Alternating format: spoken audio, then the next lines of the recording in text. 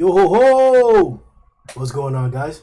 This is Grim Reaper bringing you guys another Seven Deadly Sins discussion.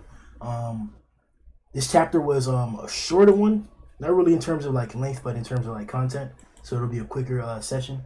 Um, I'm very excited for this fight to flourish. This is it. This is literally it. This isn't some trick anymore. This isn't some DK Meliodas versus the Sins. This is literally it.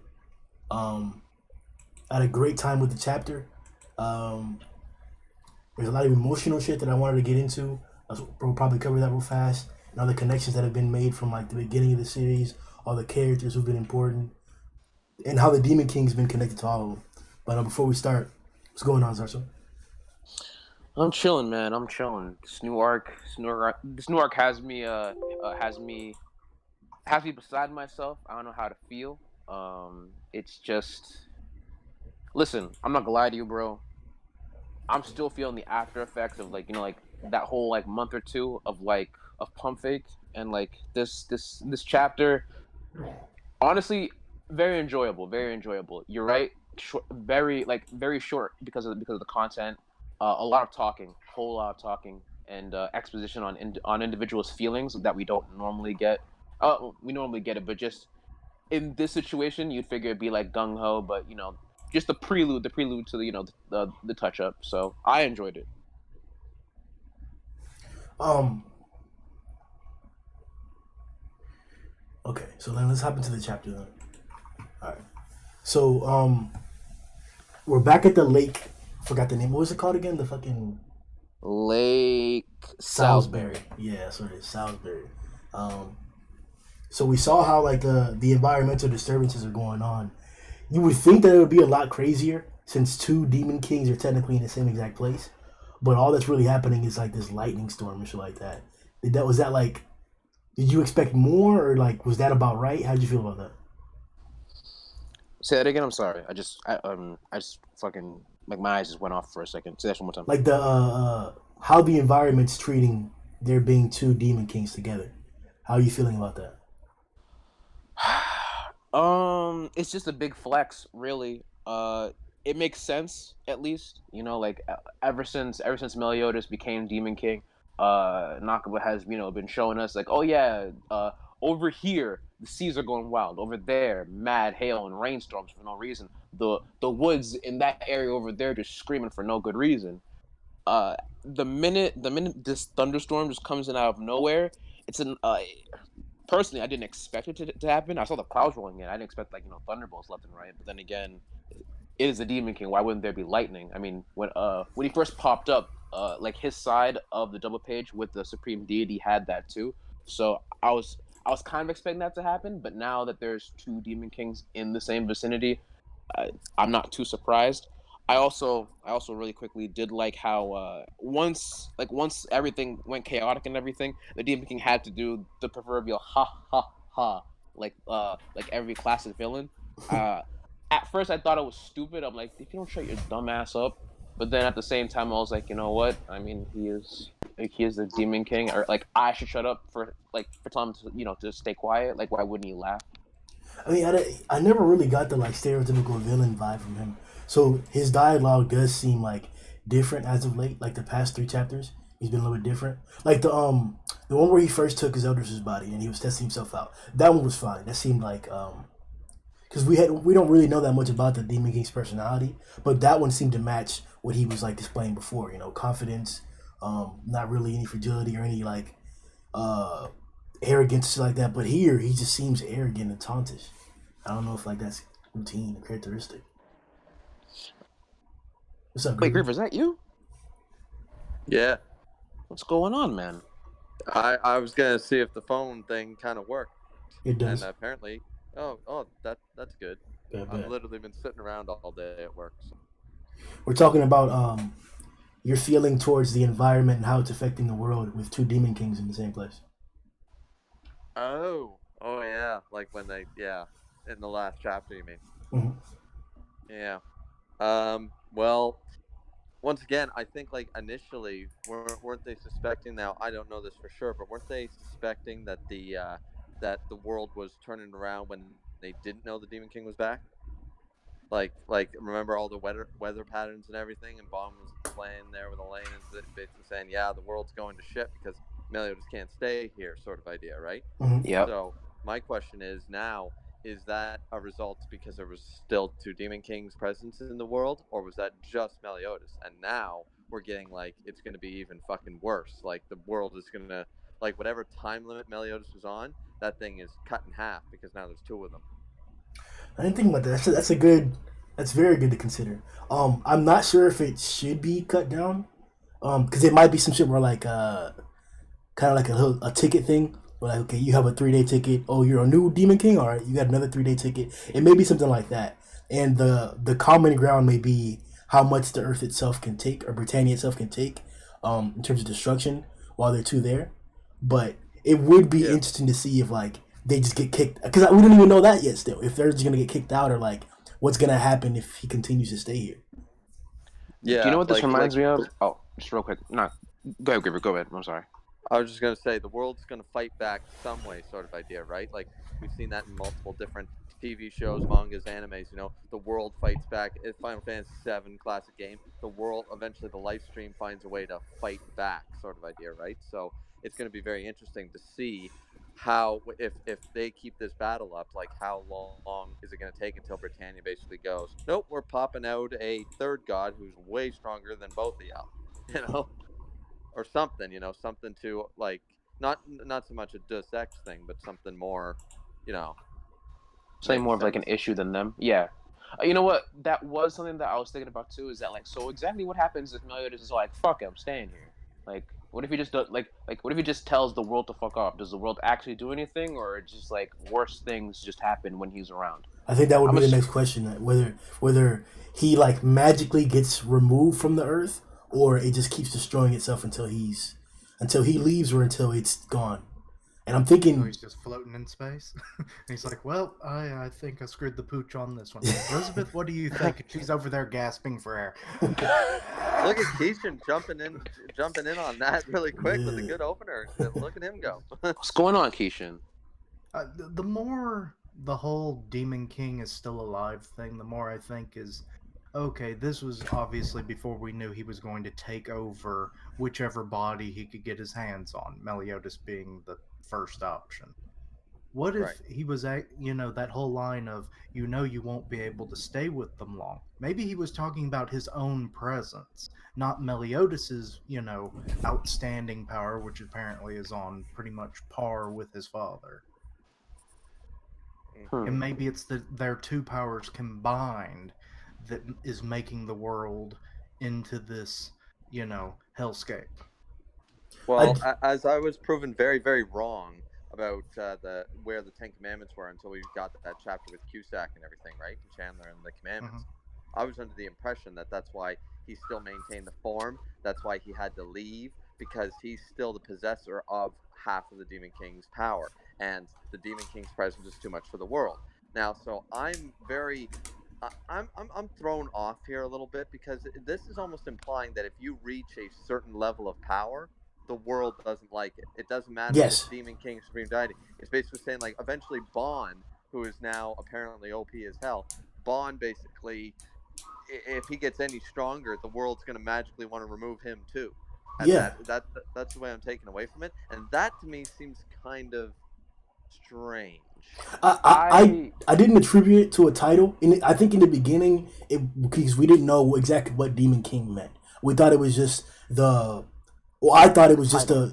a. No. I thought it was like an actual presence. Like the Demon King is like the actual devil. He has some type of like mythological past to where he will always exist. He's always existed, and he is the entity. That entity, the same as the deity. But it seems like, at least for the Demon King's case, he is indeed an individual who achieves power. So that seems consistent in terms of like, not consistent because it's never been mentioned that by having too much power you'll be removed, but that's what it seems like. It's not a matter of a title or anything like that. It's if you have too much power to a certain Yeah, extent, yeah, you can be removed, and that yeah, that does raise more questions because all the bullshit that we were talking about, Bond fought head to head with the Demon King, distracted or not. He went hand to hand, and he was doing things casually to other people. So that should be something that we should actually think about, or if it's gonna be addressed later on. How strong is Meliodas compared to Bond? Like if his demon form is so much superior to Bond right now, and how much further does Bond have to get to reach that level?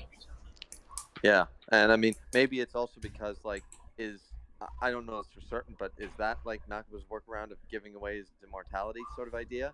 Because almost maybe with it, he would be too strong for the world, and Pretty the risk, much.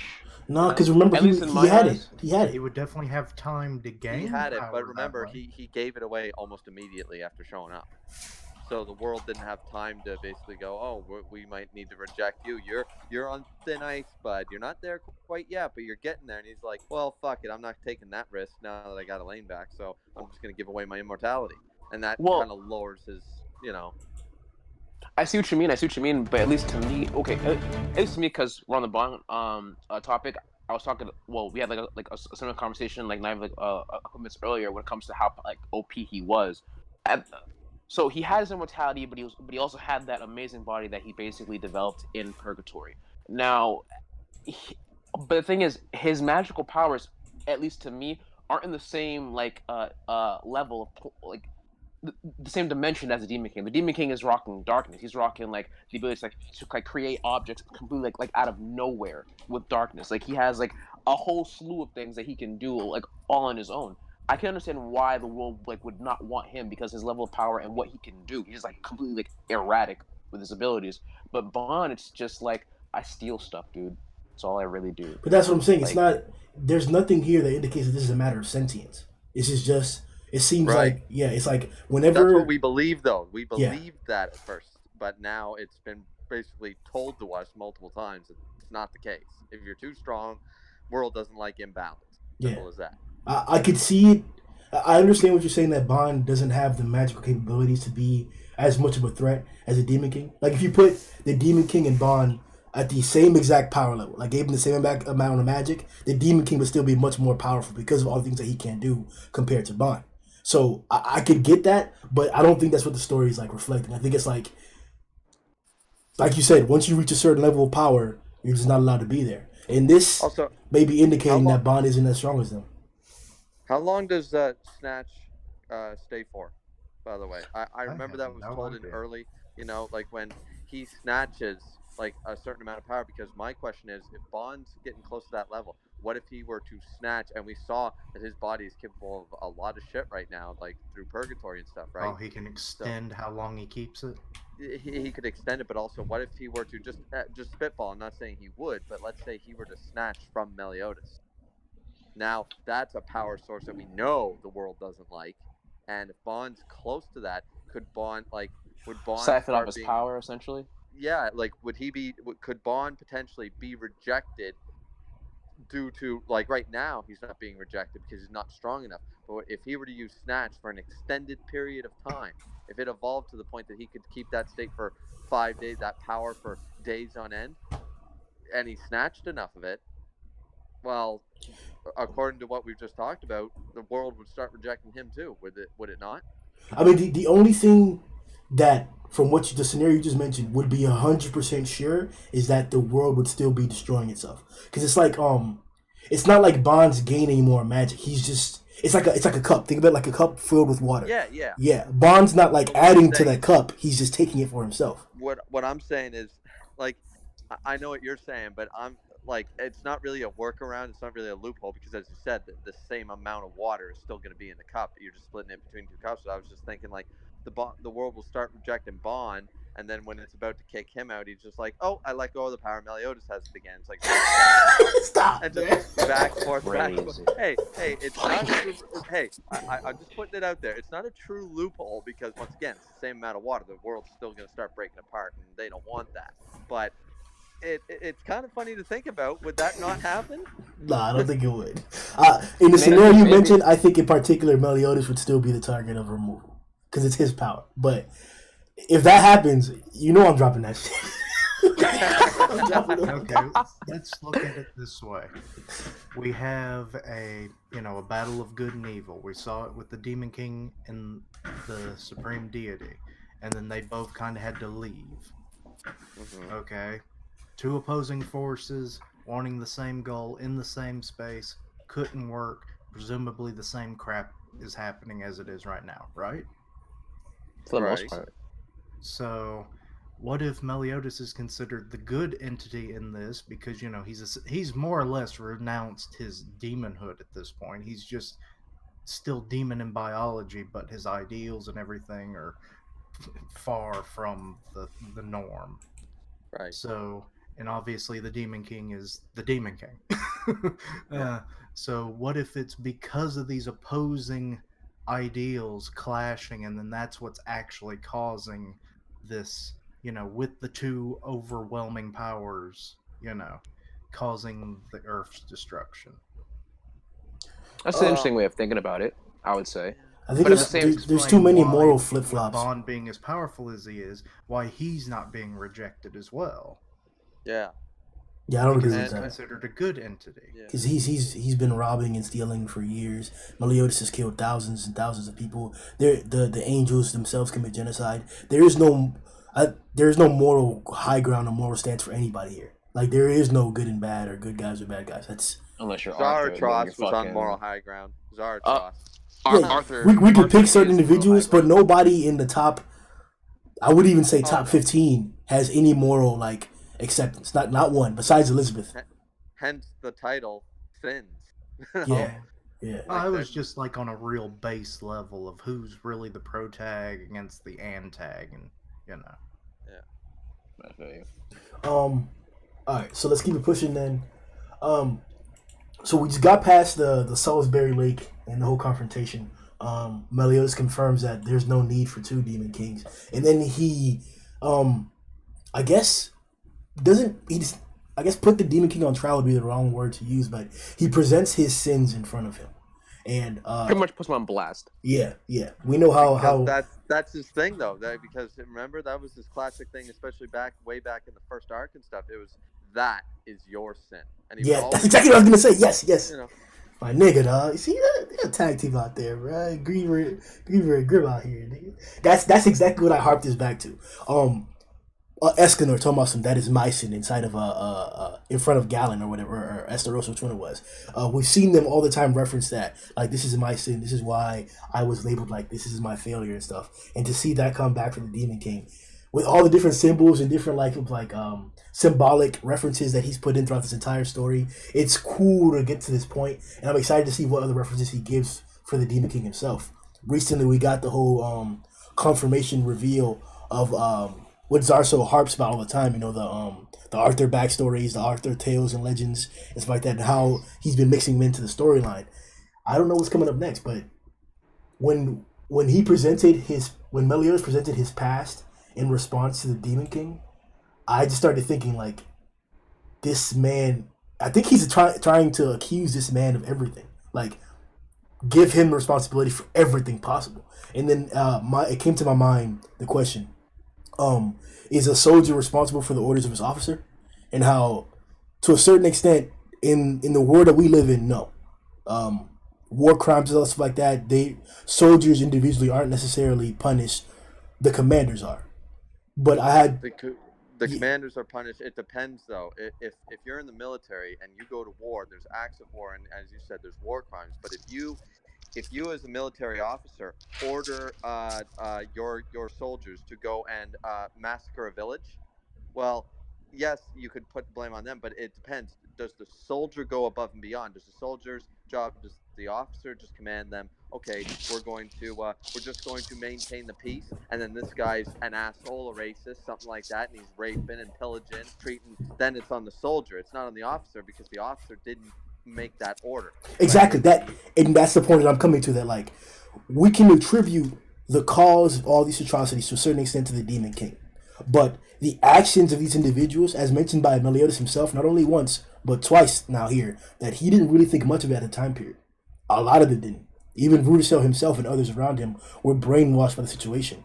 So I wanted to ask you guys: is the Demon King solely responsible for what's happened for 3,000 years, or would you not give him all the blame? He definitely put things going in that direction. Yeah. His actions along with supreme deity might have caused some of the would definitely cause the ripple effect for the last 3,000 years. Yes, but at the same time, everyone is responsible for their actions. That's the reason Yes, why, at least to me, I 100%. always say, just really quickly, that's the reason why, for me at least, I always say that Ro, no matter how much I like Ro, he's fucking evil as all hell. He like because at the end of the day, he slaughtered people. Yes, stigma killed your people, but at the same time, it's like who like you're no better than them for getting revenge on people who probably didn't even participate in what happened. If you remember the faces and you have just like specific people, I'd give him the benefit of the doubt. But he started massacring tons of giants, Yeah. goddesses, and angels, um, for, for essentially just complete revenge.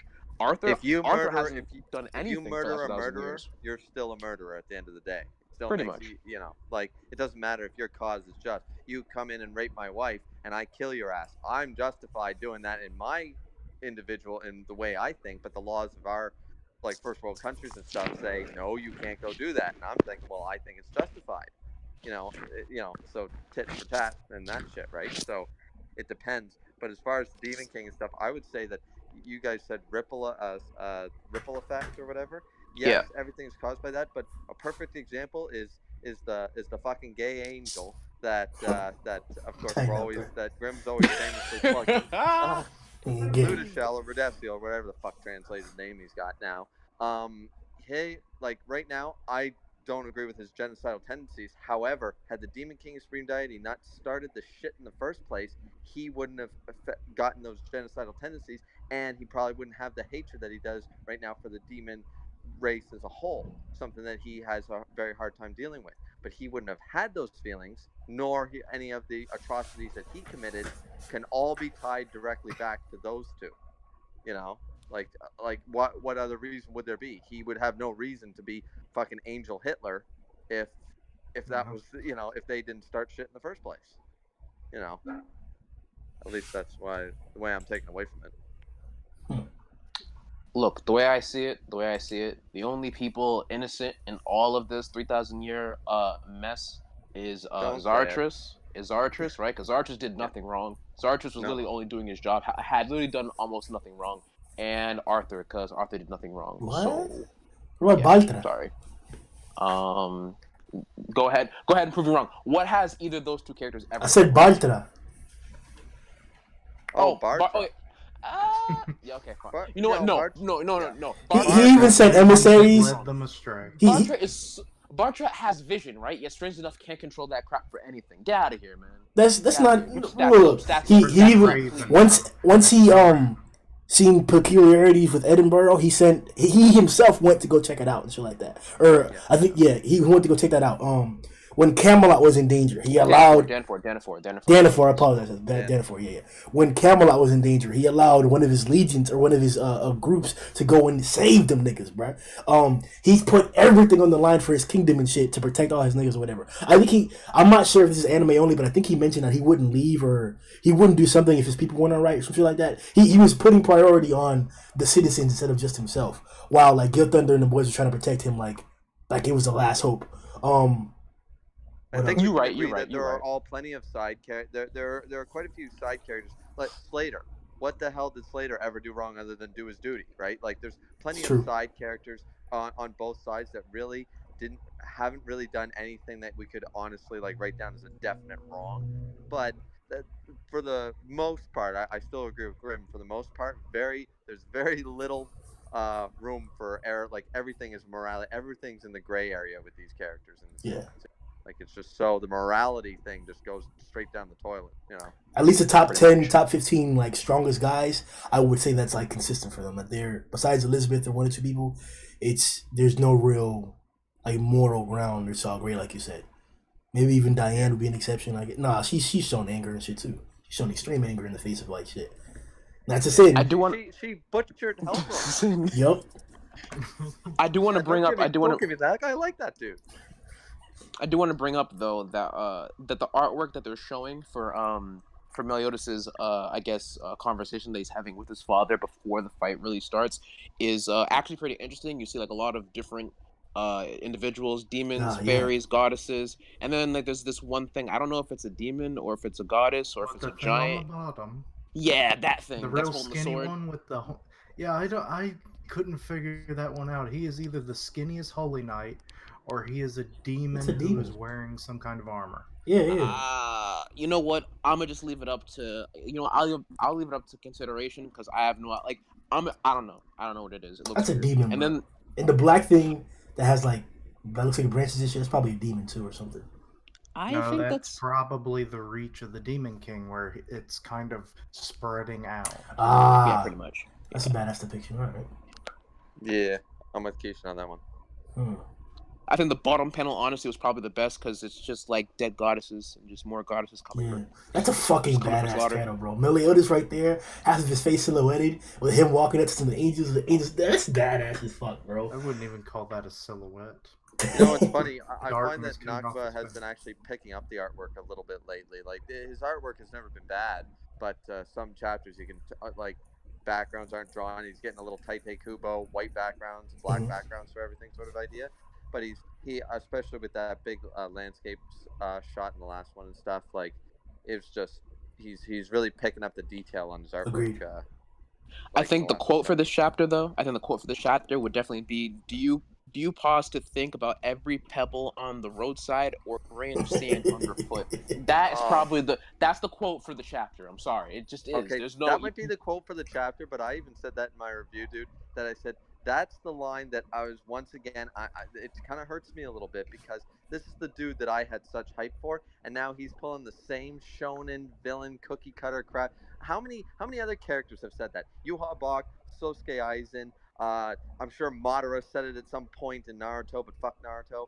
I know that the main villain in Toriko, and no spoilers for Toriko on this podcast because it's greatness, but I know Toriko, and I'm sure Acnologia said something to the Dragon Slayers in that final fuckery of Fairy Tale. Like they all say that line, man. That is not unique. It might have been I written mean, well, but but it's not it's unique not at all. unique, but I mean, at least for him, at this point, I do like it because at the end of the day, it just like it clearly shows that at the end of the day, Meliodas, at least as because think about it, right? At this point in time, they're both kings, but Demon King has always been a regressive or just like I would say a standard Demon King, right? Evil, dickish, does what he needs to do for his own gains, ends, and goals. Meliodas, a bit more of a progressive individual. I mean, he stumbled here and there, but at the end of the day, he has changed and is continuously trying to change. I do like that comparison because at the end of the day, if you said anything else, it would feel out of place to me. True. It I, it, it, it it fits well in his character. I'm just saying that I went, okay, I'm starting to like you got a second shot to impress me, Mr. Villain of the, series sort of idea, and then he did once again something that I find just very cliche for shonen, and I was just once again back before we knew anything, back before chapter 300, I just had more expectation for the Demon King and was a little let down, and it's just I mean, things like that. like this is something that like I could agree with you on to a certain extent, and I kind of wish that like Nakaba would have taken the one sensei stance where he flips it around, because even logically, like this is just like a moral play. This is all what all protagonists to show that like they're good guys or whatever say like, oh, you've hurt so many people you didn't think about them. Like realistically, if you're one person, you can't think about every being that exists. You can't think about every single scenario that plays out. You can't do that. Like not even Meliodas No. as a ruler would be able to do that. And to make a decision as ambitious as this to try to take over Britannia, it's not. This is why I like this series so much, because you have to seriously. He allows you to question the morality of situations, and you don't have to accept it how it is. Like there's no reason why wanting to take over land is bad. Sure, there's people there. Sure, you can do it in a different manner or whatever, but that's not inherently bad. So that's what he's doing. And sure, the consequences of his actions and some of the things that he's done have been on the complete sin side, like horrific as possible. Agreed. But to just throw away people's like initial thoughts or goals or how they begin to go about things as just evil, it's like there's no point in that. Like that's not realistic. That's not real. So like, I do agree this quote is badass. So do you think about every single pebble on the side of the road? Like that's badass, but like realistically, he's right. You don't do that. You make a decision that's best for everybody, and then whatever happens along the way, those are just things that are gonna happen. There's no way to predict every possible variable. I find that kind of funny. That sounds like a land baron trying to justify his horrible means. Pretty much. Oh, Pretty I much. believe I it. stole the land from the Hello. natives. I didn't care what I did to Hey, them. colonization. Colonization has looked evil now only because we actually allowed it to be written down the way it was in the history books. We could have changed that shit, and said, "Oh no, they stole our land first." We could have Listen, fucked that up. Trust me, we could have. But we were nice. We were nice conquerors. Okay. listen, okay. I come from the Imperial United States of America. This nigga, bro. Colonization was a Manifest thing that destiny. had to happen. Manifest destiny, always, every day until the day I goddamn die. I ain't gonna You lie, gotta bro. I used to talk realize. about Listen Babe, let's go, man. Yeah. That's all I need. I need to hear another American or Canadian complain about colonization. It's like literally the ground you walk on, the house you own, where you live, and everything is a direct result of that asshole. Shut the fuck up. You Exactly, want right? to, Like, like here's the thing, right? I'm not gonna sit here and tell you that colonization is a bad thing. It had to happen because at the end of the day, that's just like those were the times. Those were just the times. I understand though, but at least like from Meliodas' point of view, he was in that shit. But at the same time, he like for the last 3,000 years and even before that, he has seen like just the aftermath and the ripple effects. What happened between the Demon King and him, and Supreme Deity has affected everything. So Grim, to an extent, I do agree with you that at the end of the day, it's like you can't necessarily focus on everything. But from the Demon King's point of view, he's always looking down on everyone, and that I yeah. guess, at least from Mel is more like you're just a piece of shit. Like you literally have caused a horrible acts, and I was a part of that. It's like, well, I mean, shit happens. It's like, yeah, you're right, shit happens, and now catch these hands. That's pretty Yeah. much. I just, the more we talk about it, I think I agree more with Reaper that like this was extremely oversimplified, and it's not uncommon to have ideas like this oversimplified in most of the things that we read that are in this genre. And I'm upset about that because there are plenty of stories that don't do that. Even like there are sayings in mangas that don't oversimplify concepts like this. But I Yeah, would, it could have been drawn out a little better. That's all I'm saying. yeah. A couple more lines, maybe to go a little deeper into the mentality of it. Because I agree with you, Grim. But the fact that we have to sit here and talk about this for 10 minutes to try and read a deeper meaning into it means that it wasn't written well the first time. Because if it was, we would have all gotten it and all agreed and moved on to the next thing. Mhm. Oh So no, I loved it. I loved it. I thought it was done. I thought it was done perfectly because at the end of the day, uh, to me, I always figured that Meliodas didn't really notice. Meliodas didn't really care because at the end of the day, it's all like, yo, all this stuff is happening because of you. You haven't opened your mouth, and that's the reason why the Ten Commandments, when they came through, there weren't countermeasures to counteract their abilities and anything that they could have done because you knew who was on the roster, you knew who was employed. You were the one who was part of the demon clan for the longest time, leading them and leading the charge. So why didn't you open your mouth? Is it because you were scared people thought you were a demon? Is it because you're scared that people would would try and persecute you for the longest time? Why didn't you say anything? yeah, And at least to I don't me, get that I because enjoyed that. I mean, he there did. was He that made the part. sins. I No, He it made would the have made sins, sense, but like but yo, we you have got three that thousand years of scene. preparation. That's my thing. Yeah, and Merlin, remember we got Merlin's the been scene of sins versus commandments. That was the Yeah, whole he could have been. formation. So had they not had that scene, I would agree. But because they had that scene, that is true about Meliodas. Like Yeah, Meliodas has 1,000 reasons as to why to not tell the sins. But the fact of the matter is that they literally formed the sins for this purpose. for the exact purpose. exactly. Yeah. So So right, that makes and my no idea sense to is be withholding information. It exactly doesn't. right, and I've said it before, and I've said it again. Meliodas is literally the reason why humanity almost got put to the brink of extinction because his silence, his act of silence, literally has threatened so many people. You're gonna tell me that just because you're a demon, you want to hide your background. That is like Hold, that hold on, makes hold you on, like hold on, bro, hold on, bro. oh Because shit. I have to point this out because that doesn't sound accurate whatsoever. Gloxenia and Delore joined the commandments after the fact. Remember, 3,000 years ago, they had the confrontation or whatever with Zeldris, and then immediately after the fight where Meliodas was fighting Bruticel and the injured stuff happened, they went to go deal with the deity and the Demon King. So he didn't see anybody else join the commandments or their allegiances or their ranks be arranged or anything like that. He knew about Maricilla, apparently. He knew about Zeldris. Um, He knew about He 7 of them initially, and then oh, the there we whole go. There we go. He knew about 7 of Yeah, them. but he also knew the commandments themselves. Once they identify who had who, or who had what, it's like put in the countermeasures. Yeah, he would have not known. He wouldn't have known who had piety after Clemendeus or whatever. He wouldn't have known who had the commandments, dolors and gloxinias, like Grim was saying. But he still had information. He didn't have a total detailed Wikipedia page on every one of them, but he did have enough knowledge about the 10 actual commandments and their abilities, and he had enough knowledge about over half of them and the actual person. Yeah. And we also spent about 120 chapters, just trying to stop him from coming back in the first place. So it's not like he wasn't doing his damned hardest to prevent any of these things. He did have countermeasures in place. For you to say if that Merlin hadn't have taken his power in the first place, they never would have gotten the seal. So that's another whole kettle of fish. But all right, let me ask you this then: Would you give terrorists cluster bombs just to make sure that they don't use nuclear bombs? No. We've kind of done that. No, Yeah. It's like, did that. no, I said that wrong. That's what I'm saying. That's what happened. Like, in order to remove the nuclear bomb, Was all about. in order to remove the nuclear bomb from Meliodas, you have to give him cluster bombs. Like, My question is, why didn't they? That whole getting your anger under control thing. They could have done that before.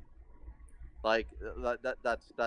I guess my issue is the fact that this all stems from the fact had it been at the time it worked well, but the fact of the matter is that had no one would have been able to touch him, even if he had they took 95% of his power. You could have given him a little more, so he still would have been like OP compared to everybody else, like the Hendricksons and all that stuff, and then there wouldn't have been a problem with the seal ever. nah, Give him 10,000 power. if we were in Congress, bro, and we were discussing this, I would have to vote against you, bro. You're talking about giving the person who's threatening the world right now, currently in chapter 314, is Meliodas. It's not just a demon king. Meliodas is threatening the world. He may not be trying to destroy it, but by him existing, he's threatening the world. He's always threatening the world, and back then he was as unstable as that. So if we put in the variable that you mentioned, to where he tries to control his anger, which he didn't even do back then in the cave with King and them like that. With Elizabeth, he didn't succeed. He just said he wasn't gonna let it happen again. So he still doesn't have full control of his anger. So I can't vote to allow nuclear bomb to just be free to stop the commandments. Fair I can't. enough. But if you're Merlin in that case, who was basically the Congress, the judge, jury, the whole 9 yards about that decision, if you're Merlin in that case, why do you leave the 3 parts of the seal and she doesn't magically whip them away into her ass cheeks like she does every other item she's got? Damn. I I look for that shit. I'm serious. That's I'm in the just saying, hentai movie. You just didn't. Yeah, see it. yeah. There you go. Like, I understand maybe the sword Meliodas would never give it up or something, but you could have. What about the actual the seal itself or something? Like, they could have hidden something away. Like, she could have magically sealed something. That, like, the fact of the matter is that these guys who are now fodder knights, the Hendricksons and the Dreyfus and stuff, none of them would have had any issue had Merlin done her job properly. Like, I understand what she was trying to do. You said took away a nuclear bomb. Yeah, but I'd also take away the means to build one too. Don't just, oh well, we took the bombs out of the factory, but we left all the parts and tools in the factory still standing. Like that's just kind of a little bit of What was required? It was goddess blood, right? goddess blood and that stone seal thing that they put the goddess blood Dragon in. handle. The actual seal, the tomb, the goddess blood, and the broken blade. Right. We can't do anything about the goddess blood because that's the princess of Leonis. She may have the best of intentions, but that's still on the authority of Badra. So we could speculate on how that would turn out. The sword is under the greatest possible protection, quote unquote, with Meliodas. Not And when he's that weak, it ain't. they're I understand that they're. No, we can't even say that. There are no holy knights that existed on Britannia that were on par with Meliodas. Or, not to say on par, that were equal to Meliodas. There were some on par, like, I guess we could say Gil and Zanatras. Maybe, that's that. Even Hendrickson, said, Dreyfus. Even Hendrickson said that, Zarathustra was way out of was way under your league, man. Way under your league. You were uncomparable compared to him. No, I get that, but, like, that's one thing to say that. We didn't see that. Throughout the entire arc, we saw Gil Thunder matching Meliodas. We saw Hendrickson actually fighting Meliodas to a considerable extent, and the Sins had to jump in. So, as factual as that is, because I'm not questioning the facts of that statement, there were niggas that were fighting Meliodas, and that's what I'm saying. That there are people that can fight Meliodas in that time period. So honestly, if it's not Merlin, I'm giving the broken sword to Meliodas every single time. Oh no, I'm fine with that. As I said, I don't think Meliodas would actually have given it up. He goes, even if it's not the best idea, with his low power level, what it was at the time. But what I'm saying is, what about the fucking tablet, the seal part? Like you're right, you can't do anything about the goddess blood. That's just that someone might get their hands on that, right? Where'd they even get the tablet anyway? What, like, did Merlin have that? It was in a Her place, and I little- think wasn't it Fraudrin that was talking to him, or no? It was Hendrickson's ambition himself that like took him there, and then Fraudrin started whispering to him or something like that, right?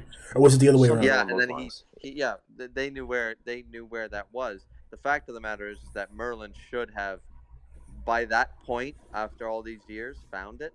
I'm just saying, like you're telling me that Fraudrin, low level, like I'm only a part of the commandments because we need to fill out the numbers. Fraudrin and fucking Hendrickson managed to find this thing, and Merlin never thought to go look for it. Like that's what I'm just saying.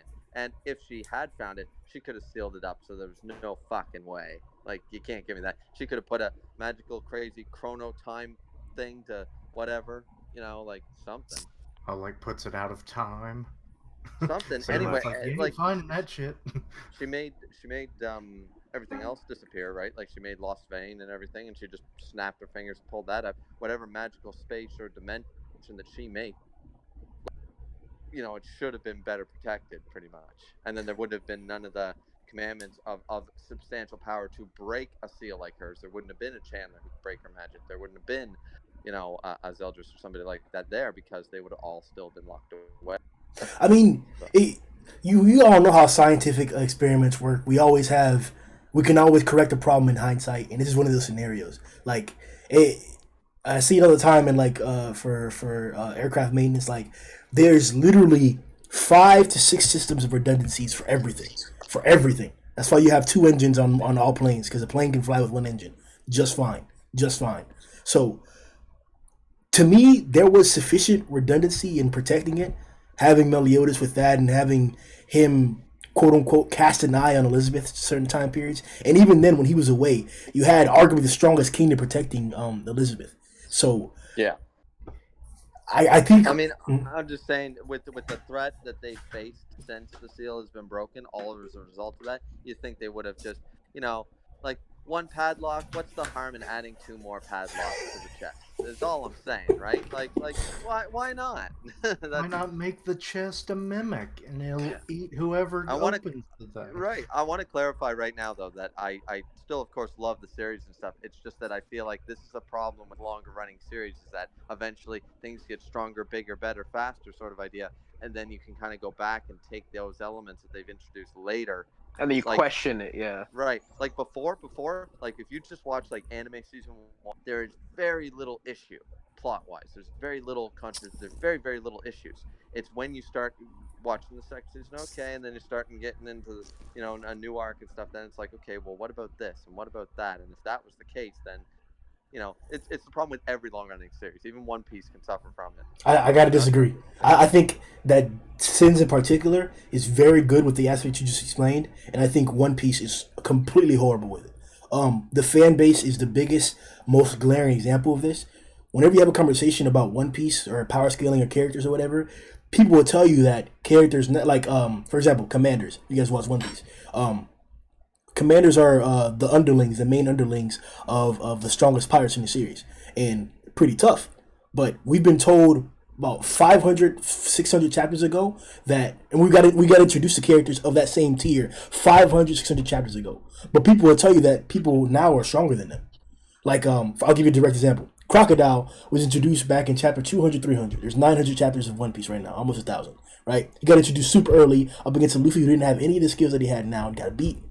That same character, in terms of the story's relevance, is as strong as all the characters or the majority of characters we see right now. Crocodile is a warlord. The warlords are literally there to help the Marines fight all the Yonkos and commanders. That's what his title was in his power level. So that gives you that relevance to that character. Same thing for Jinbei, same thing for Moria and guys like that. They had that strength that rivals characters now. And we were told that back in the day, these are the positions that fought, the positions that we're facing now, they're seeing now in firsthand because Luffy's there. But people think that those characters are just out of the relevancy. If they're not relevant to the story, they're not strong. And that is so glaring and such an issue in One Piece that it doesn't even like come up to me in my whenever I read or think about Taizai at all. Like I don't see any like resemblance of that. But that's as you just said, Grim.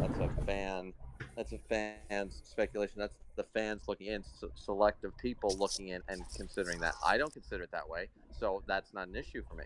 I still think like Crocodile can take down a lot of these people because I just think once again, it's a simple fact of a longer running series. He didn't think of hockey back then.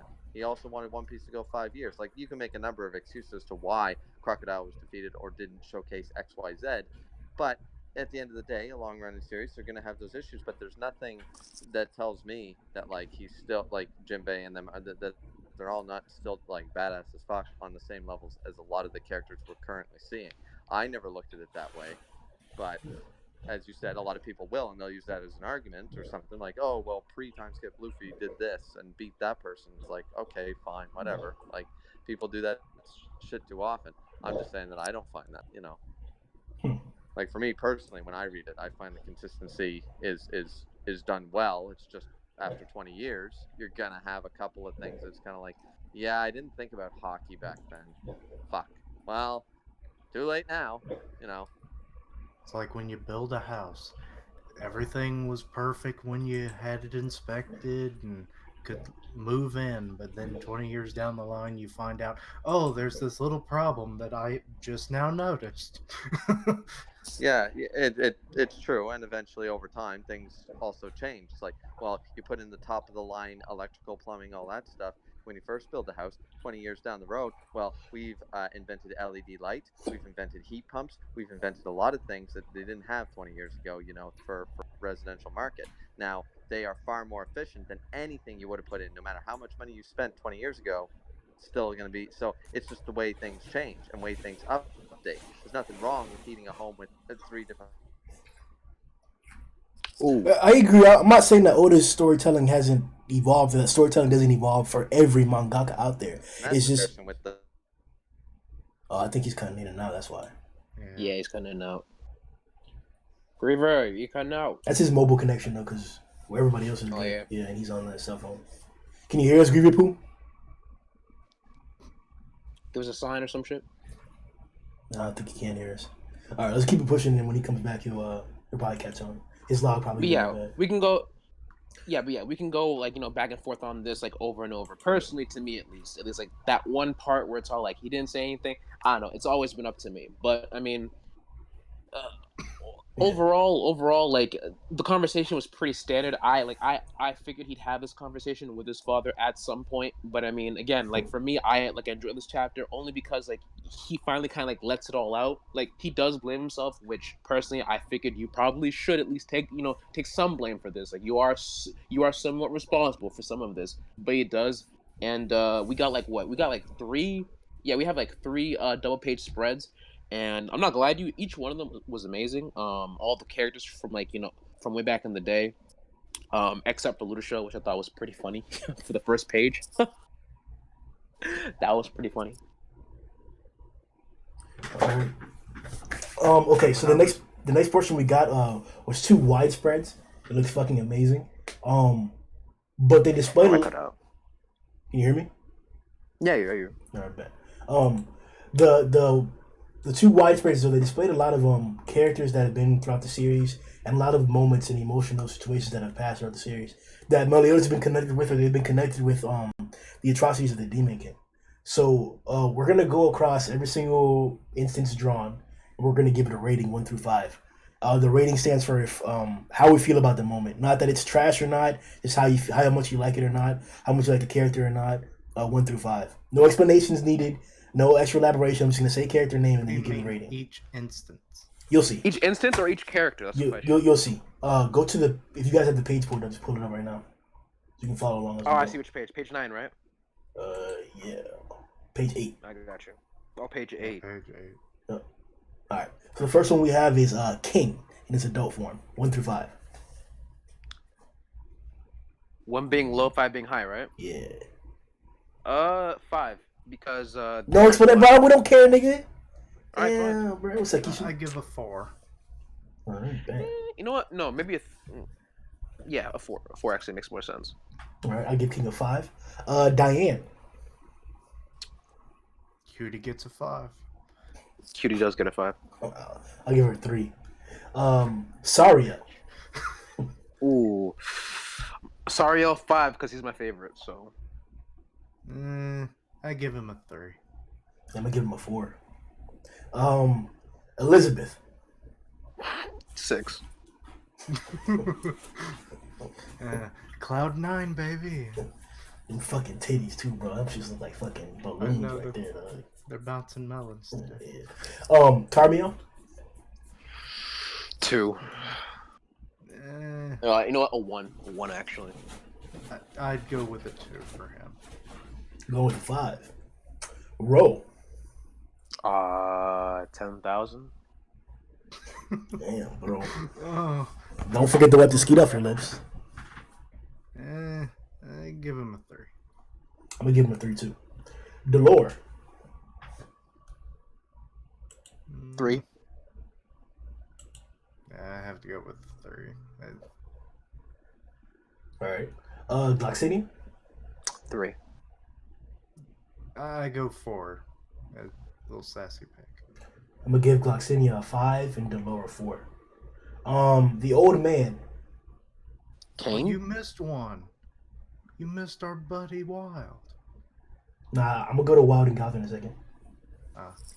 King. Kane. I'll give Kane a 5. I'll give him a 2. I give him a 3. Baltra. I'll give him a 3. I'll give him a 3 Yeah, too. same. The original Gowther. Sheesh. I'll give him a 5. I'll give him a 4. Wait, where do you see the original Gowther? He's like right underneath Gloxinia's ass. There's a. He's creeps out at you, right? Stupid hidden, just like him. Dang, I didn't see him at all. A 2. All right. Next we have Wild.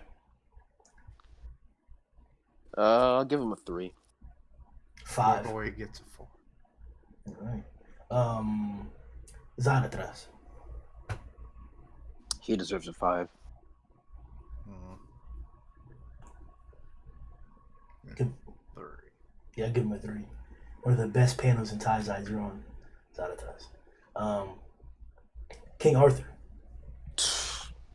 Shit. Oh, hold on. You need some tissues first, bro? Listen. How about Infinity? I know you like Arthurian cum shots, but It's actually Arthurian Legends, but don't worry, we got that fairy shit on you for you. All right, we got you. Whatever. We got you that fairy Bukaki's arsenal. I give Arthur a 4. I give him a 3. shit. Keishan. Clearly, we're going to war. What's the little boy's name again? That's Gil. Oh yeah. Oh, that's Little Gil. Yeah. Now that is not Little Gil. No, that's Yes, the other. it is. That's the other kid, isn't No, it? That looks like not Little Gil. Gil. Yeah, that does look like That's- Little Gil. You're right. Yeah. That's Gil. It wouldn't be Zeal because Zeal has nothing to do with Meliodas. Mm-hmm. I guess. I give Little Gil a 5. I'll give him a. Yeah, I'll give him a 4. Bond. I don't know. Incalculable, but 5. Yeah. Give him a 5 too. Mild. It's always been there, so 5. 5. Yeah, 5. The doll Gouther. Wait, what? The doll dog out there. Gouther. I thought you said the dog. 4. I was like, I'll what? give him a 4. I'm gonna give him a 5. Top 2 backstories in all time. Escanor. 4. Yeah, 4. I'd say 4. Badass fights. Stayed more relevant more recently. I'd say 5, but 4. Maryland. 5. Mama. 5. Yeah. So fucking many times. She would change your rating to a 5. Yeah, pretty much. She will. Yeah. There's no point. There's no point. The titties making a 4, and then her OPness, that's the extra 5. All right, and then next, now we're gonna go on to the situations that occurred. So, Daddy Eddie killing Denzel. 1, hating the moment. 5, or it's how emotional you became from it, or how much it affected you. 1, it didn't really affect you, or 5, it affected you a lot. I'll give it a 4. It was out there. Give it a 3. Super out there. Trying to remember everything about the scene. I'll give it a 3. I'll give it a 4. All right. Hey, you're back. Yeah, get- I made it back. You get what we're doing, right? What's that? You know what we're doing, right? I just heard the whole Derriere Denzel thing and how it affected. Yeah, a 1 if it okay, but you got it. Yeah. Okay. Next is Zivalgo and Bond. I'll give it a 3. 4. Solid 4. Needed more. What the fuck is that? Is that Zaratras? Yeah. Yeah, that's Zaratras. Yeah. Zaratras is sacrifice to save his brother.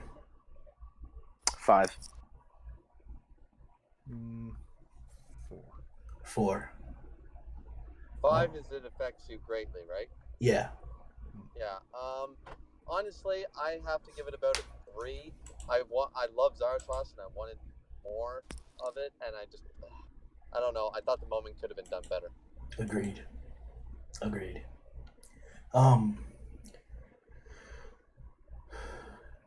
Delore and Gloxinia's death. I'll give it a 3. It was sad, but I mean, it's redemption, so. Yeah, I go with a 3. I give it a 5. I'll give it a 4 because 2 of my favorite characters and how they went out. You can say something after your number. You just have to be 1 sentence though, so we're not here all day. Well, what Zarsel said about it being redemption and stuff, I think that's what changes it from a 4 to a 5 to me. It's like they got back to what they once were, their pride and glory, right? And just to basically sacrifice themselves, but they redeemed at the end. That's what kills me. So I don't know. Just 4 then. I don't know. They're traders. What do you expect? I mean, no, traders are going to be traders. There's not much else I can say on it. All right. Greermore and Fraudra.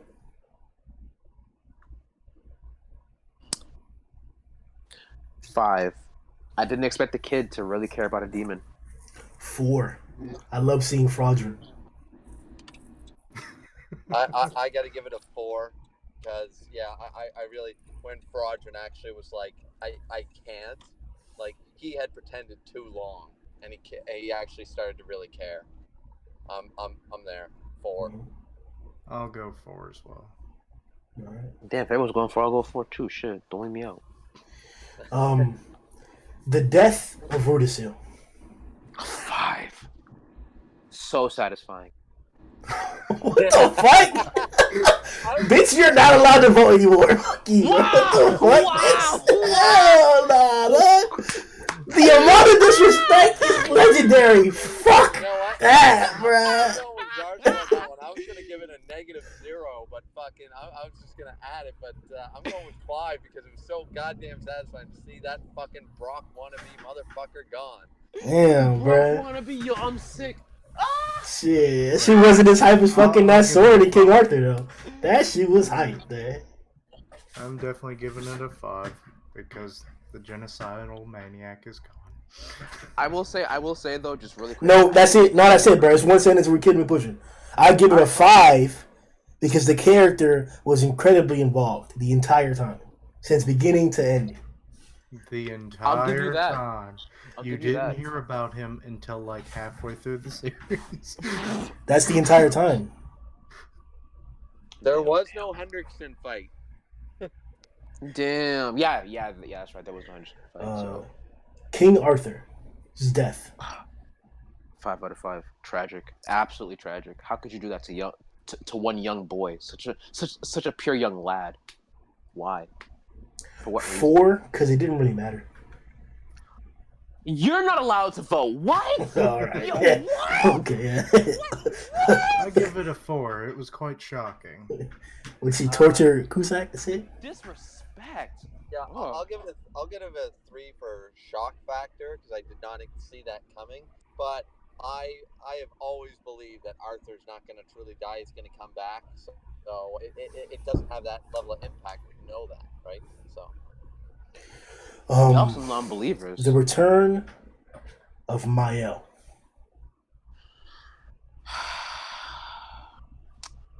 Anime 4. uproar. I'm gonna give it a 1. I'm gonna give it a 1 because anime uproar called it, and he called it like long before it even happened. I didn't expect it, nor did I really want it, and it kind of pissed me off that it actually. No, Anime Uproar didn't call it. That was a theory that was out there for months. Well, okay, fine. It was theory that he put up on his video, and it came out after the fact that it happened. Fair enough. He might not have called it, and it was a theory, but I didn't like the fact that it happened because it kind of just like made everything kind of messy and muddled. So just no, not for me. It just wasn't for me personally. I give it a 5. I think this is one of the best parts of Taizai. Oh, that was so fucking long. Oh my god, there was no need to be there for that long. There's no need to be there for that long. I'll give it a 3. I was just kind of like, oh. Yeah, it's like the biggest reveal in the entire story. I don't. But one of the biggest reveals, but it's fucking so long for it to fucking end. Like Jesus Christ. Yeah. Enough. Hey, yeah. the anime will like I said, bro. Like y'all niggas have a disperspective because you haven't reread this shit. Go reread this shit, bro. Wow. That's like. There's nothing else I could say but that. Like you not liking it has nothing to do with like the drawing's bad, the fight was bad, none of that. You're just talking about length. The fight was great. And I 100% know that when I reread it, it was not the same length. It didn't feel anywhere near the same. So if that's your only complaint, then you got to reread that shit. I'm actually have to listen to your phones, Graham. Damn. Hey, bro. Bring him something relevant. Jesus Christ. King kissing Diane. 5. 10. No. 100. Nigga needed it. Good shit, nigga. Good shit. Got that. You in there. 5.5. So then it can reproduce and become a 10. I'm giving it a 1. I never liked Deanne, and her arcs piss me off. And so I don't give a fuck if she ever gets laid or not. So I got no. Damn, bro. Crazy. That's crazy. Tripping, that's some hate. I hate that giant pussy, bro. Get lost in that shit. More like it eats you. Shit. Bond's return from purgatory to hold Elaine. 20,000. I guess Bond's reunion with Elaine from purgatory. 5. Absolutely needed. There's no reason why it didn't have to happen sooner, but hey, good stuff. Finally happened. Yeah, my only complaint is it didn't happen sooner. I give it a 5. I'm gonna go with a 3. Team Jericho. Fuck out of here. Grim. Fuck out of here. Let me see, which one is this? What the fuck is that?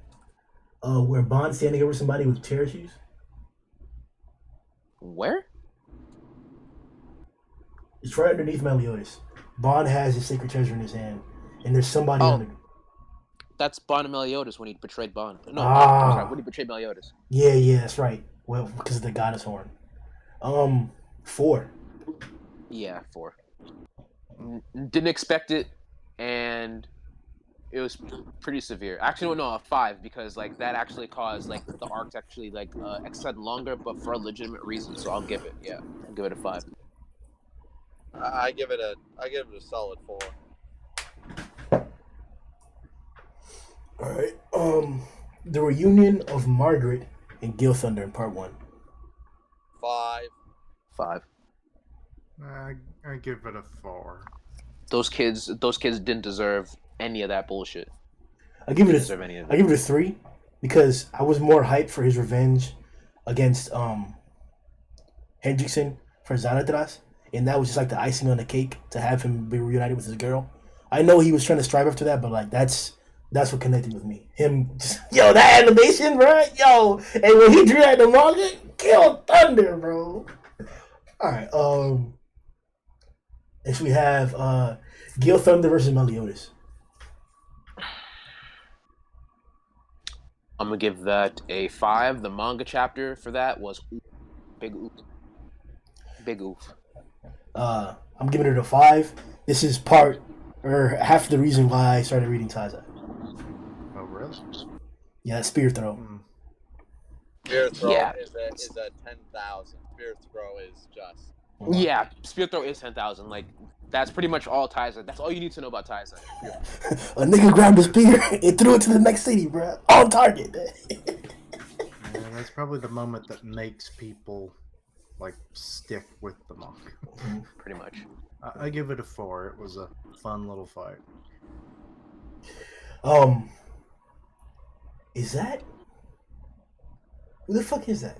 That looks like fucking Veronica, but that's Elizabeth Where? with Meliodas standing or laying above her.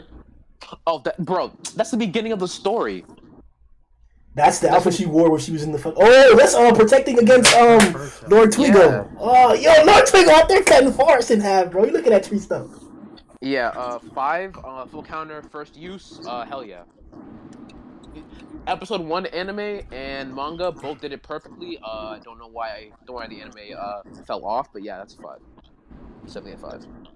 She was hype. She was hype. You got the windows down while you driving, Griever? Yeah, I'm driving. Sorry about that, dude. Damn, bro, where your windows up, nigga? No, you're good. It's just like The windows are up, dude. I was just on the highway. I'm just coming off the highway. oh, bet, do you think, bro?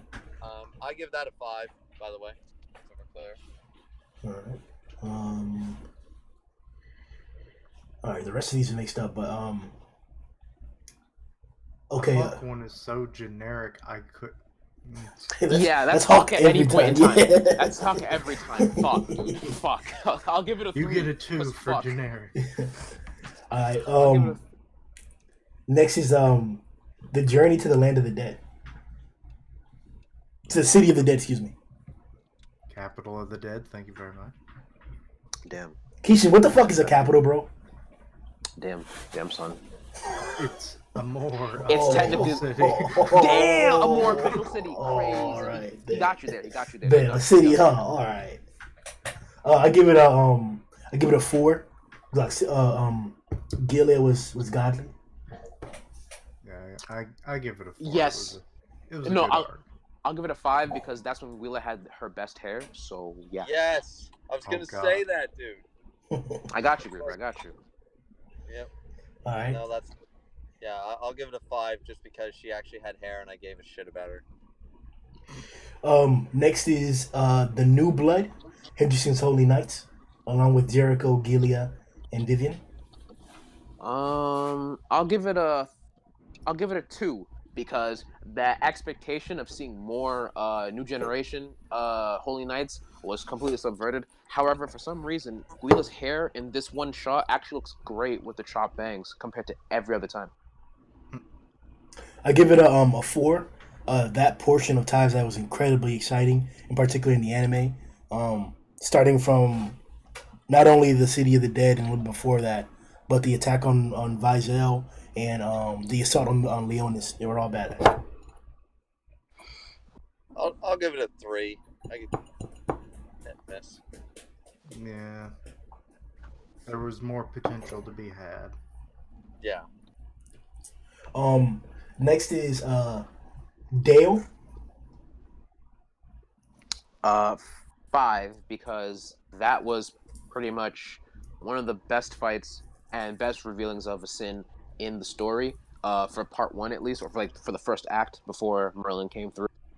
That and Dale having linking himself up with like another character to kind of like show that it's a bit more of a bit more of a closed, nice, concise story. Yeah, I like that. I like Dale too, even if he was dead. Give it a 2. Fuck Dale, but great Gotham Get it reference. out. Get it I give it a out. 4. You know, because when you find out more about his family and all that, it's like, oh, that was sad. Don't get me wrong, bro. I want to fuck his daughter, but that's it. Fuck out of here, bro. Fuck out of here.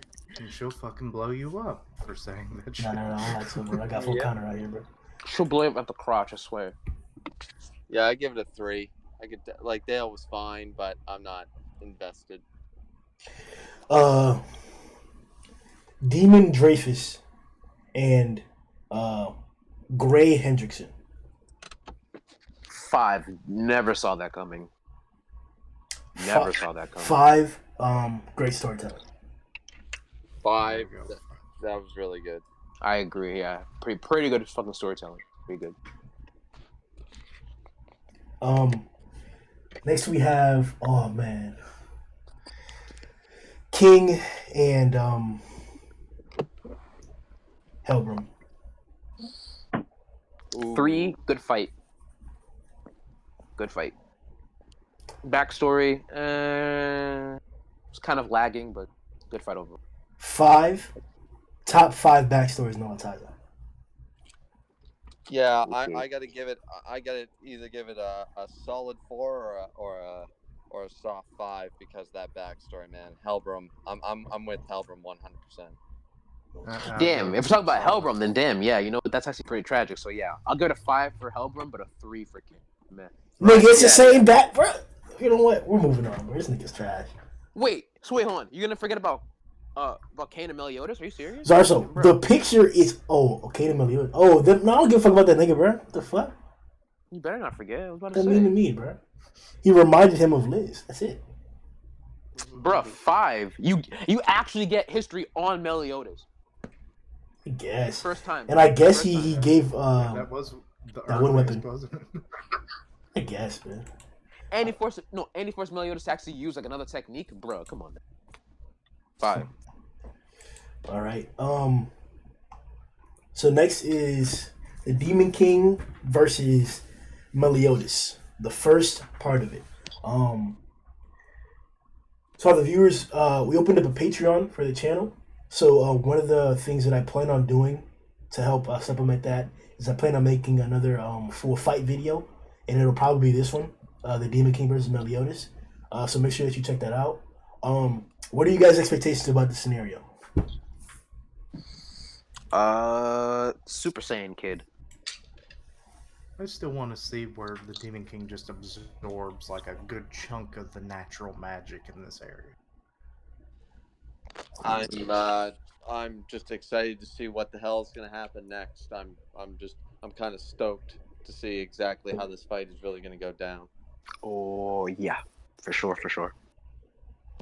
I do like when basically Meliodas is pretty much all like after explaining everything, he's all like, listen, all the shit that's ever happened to all my friends, I'll beat your ass with it. Alright, feel? I bet. And then like him charging up literally reminded me of like a small Super Saiyan, and like it kind of like it tugged at a couple heartstrings because it's all like, this is the Super Saiyan I always I always wanted, like the perfect It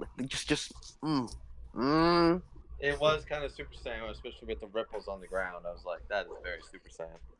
Yeah, and his hair's going up, so you know it's Super Saiyan inspired. He's already blonde. Yeah, and the green eyes. Yeah, and the green eyes. Also, really quickly, I just wanted to point out that this chapter did also show a feat really quickly. So when Meliodas is about to punch his father, a lightning bolt's coming down, and obviously his father's giving him, that shit grin. But before the lightning bolt even hits, he's already at his father, and they pretty much clash. So Meliodas confirmed faster than lightning. Yeah, they were clashing for what seemed like maybe more than a second before the lightning even. Yeah, struck, bro. Like these niggas been several times faster than lightning. Bro, in the first part, we confirmed he's several times faster than lightning, bro. He's out there jumping around on Gil Thunder. Cool. Gil Thunder isn't necessarily I'm out of here. lightning. Like the video, guys. Fucking crazy, bro. Hey, it's still a cool feat. Give it to us. Yeah. I mean, come on, Grim. Is it not a feat? Is it not? And No, then their not if he's very already done it. presence domes the lightning to split. This is natural lightning, not someone's magic. My nigga, if your kid eats for the first time on his own, right? Are you gonna congratulate him every single time he does that for the rest of his life? No. Bruh. He's already done it back You wouldn't remember. 200 chapters ago, bruh. I ain't worried about this. He was badass. He obviously depicted it on purpose to show not only that, but like just the aroma or the aura of the situation that's going on. So it's badass. But don't tell me, oh, Meliodas is faster than lightning confirmed, bitch. Well, I we mean, actually got to see it. you have. Well, I mean, first off, you have people who still doubt. So just for those that still doubt, I don't know who would doubt it at this point, but just for anyone who would actually doubt it, here you go. Them niggas gay. Hey man, don't look at me. Hey, bro. I'm not the one doubting this shit. I'm just saying, bro. If you was, you'd be one of them gay niggas. You one of them gay niggas? Not only that, but also they disperse lightning in their clash too. So I don't know what kind of magic they're rocking, but it must be on some shit. I love I how think Zud it's just their completely presence. avoided a yay or nay on the whole. Like, you one of those gay ones? Move on. He know what's up. He ain't trying to get the reveal out. It's all right, Justin. We'll leave you in there. Whatever you want. Yeah. I got you. Okay, so for the viewers, two things, or I guess just one thing. I guess just one. Oh yeah, maybe just one thing. Either way, so the Seven Deadly Sins manga is ending within the next 50 chapters. So, in order to continue doing the Boar's Hat podcast, we're probably going to be doing a reread and covering like 10 to 15 chapters at a time. So expect to see that. Yeah, expect to see that change in the content of the Boar's Hat podcast in about 6 to 8 months from now. I might not even remember that's what we're going to do, so don't pay too much attention to it. But if you see the podcast change, it'll be towards that aspect instead. But for the next like 6 months, most likely it'll be the same. We'll be covering all this stuff. We don't know when the series is going to end. It could be in 15 chapters. It could be next chapter. So we'll see. I think that's about it for the fight. Chapter ratings. It's a nice tease. I'll give it a 7. Nice tease. Out of 5, I'd give it maybe a good 4. I give it a 7.5. It hyped me up for the next one. I just wanted more. All right. Probably give it like a 7. I wasn't too like. It was a good chapter, but I wasn't like broken about it. It didn't beat out Solo Leveling or One Punch's previous release, but it's definitely a good chapter. Hopefully, the chapter that releases the day after tomorrow, most likely, because our translators for Taizai are fucking trash. It'll be a fucking Scans are out. chapter. Scans are out, so they should definitely be out. If not today, definitely tomorrow. Tomorrow, all right, bet. Probably tomorrow. If translators don't lag behind, obviously. All right. Tuesday is usually the day it seems like anymore. Yeah. So expect 3:15 on tomorrow or Tuesday. Check out everybody's live reactions and the reviews that we do on the Behind the Bar review for Griever, Keishan's live reactions to the chapter, and here where we got the other reactions and shit too. Make sure you check all that out, like all the shit. And here we go see y'all boys next time, man. Yo ho ho!